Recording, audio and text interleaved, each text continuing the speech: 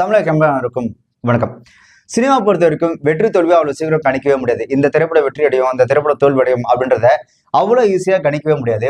சினிமாவை ஒரு கலையா பார்க்கக்கூடிய அந்த கலை படைப்பாளிகள் பாத்தீங்கன்னா, ஒரு நல்ல திரைப்படம் கொடுத்தோம் அதுவே போதும். அதுல வரக்கூடிய அந்த லாபம், இந்த வெற்றி தோல்வி பத்தி பெருசா கவலைப்படவே மாட்டாங்க. ஆனா சினிமாவை வெறும் ஒரு தொழிலா மட்டுமே பார்க்கக்கூடிய ஒரு சில வியாபார தயாரிப்பாளர்கள் பாத்தீங்கன்னா, அந்த திரைப்படத்தின் மூலமா நமக்கு என்ன மாதிரியான லாபம் கிடைக்கும் அப்படின்றதுல பயங்கர குறிக்கோளா இருப்பாங்க.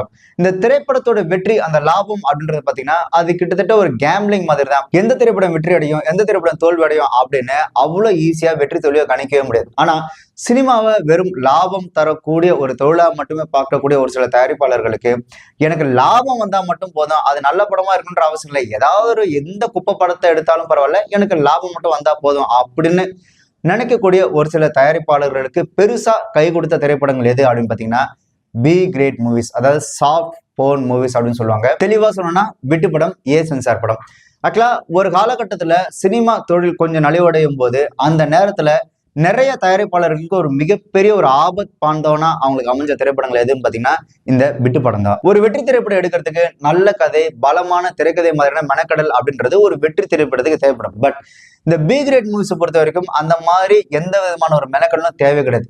மனிதனோட இந்த பாலின உணர்வை அடிப்படையா வச்சு திரைப்படம் எடுத்தாலே போதும், அவங்களுக்கு ஒரு மிகப்பெரிய ஒரு லாபத்தை ஈட்டு கொடுக்கும். இந்த பி கிரேட் மூவிஸ் இங்க வரதுக்கு முன்னாடி பொதுவா பாத்தீங்கன்னா ஹாலிவுட்ல தான் பயங்கர பிரபலமா இருந்து, இந்த ஹாலிவுட்ல பயங்கர பிரபலமா இருந்த பி கிரேட் மூவிஸ் பாத்தீங்கன்னா ஸ்ட்ரைட்டா காலடி எடுத்து வச்ச இடம் பாத்தீங்கன்னா மலையாள இண்டஸ்ட்ரி தான். இந்த 85-90 காலகட்டத்தில் பாத்தீங்கன்னா மலையாள இண்டஸ்ட்ரி, மலையாள அந்த கேரளாவே பாத்தீங்கன்னா அந்த தொழில் ரீதியா பயங்கர பின்னடைவுல இருந்தது. அப்படி இந்த தொழில் ரீதியா வேலை ரீதியா பயங்கர பின்னடைவுல இருக்கும்போது அங்க இருக்கிற ஆட்கள் வேலை தேடி பிற நாடுகளுக்கு போனாங்க. இந்த அரப் கண்ட்ரிஸ், இந்த மாதிரி வெளிநாடுகள் போய் வேலை செஞ்சாங்க. பட் இந்த சினிமா இண்டஸ்ட்ரி மட்டும் என்ன பண்ணாங்க அப்படின்னா, நம்ம இங்க இருந்து போகவும் முடியாது, ஆனா நமக்கு ஒரு நல்ல வருமானம் வேணும் அப்படின்னு அவங்க எடுத்துக்கிட்ட ஒரு பிளாட்ஃபார்ம் தான் இந்த பி கிரேட், இந்த விட்டு படம், இந்த ஏ சென்சார் மூவிஸ். இந்த ஏ சென்சார் மூவிஸ் எடுத்ததுக்கு அப்புறம் தான் அவங்க வந்துட்டு ஒரு மிகப்பெரிய ஒரு பொருளாதார பின்னணில இருந்து அந்த கேரள இண்டஸ்ட்ரியை கொஞ்சம் கொஞ்சமா மீண்டு வந்தது. ஸோ அவங்களுக்கு அப்பேற்பட்ட கை கொடுத்தது தான் இந்த விட்டு படமே. இன்னைக்கு நமக்கு இந்த மலையாள இண்டஸ்ட்ரி அப்படின்னு சொன்ன உடனே மம்முட்டி, மோகன்லால், பிருத்திவிராஜ், ஃபகத் பாசில் இவங்களாம் ஞாபகம் வரும் இல்லையா?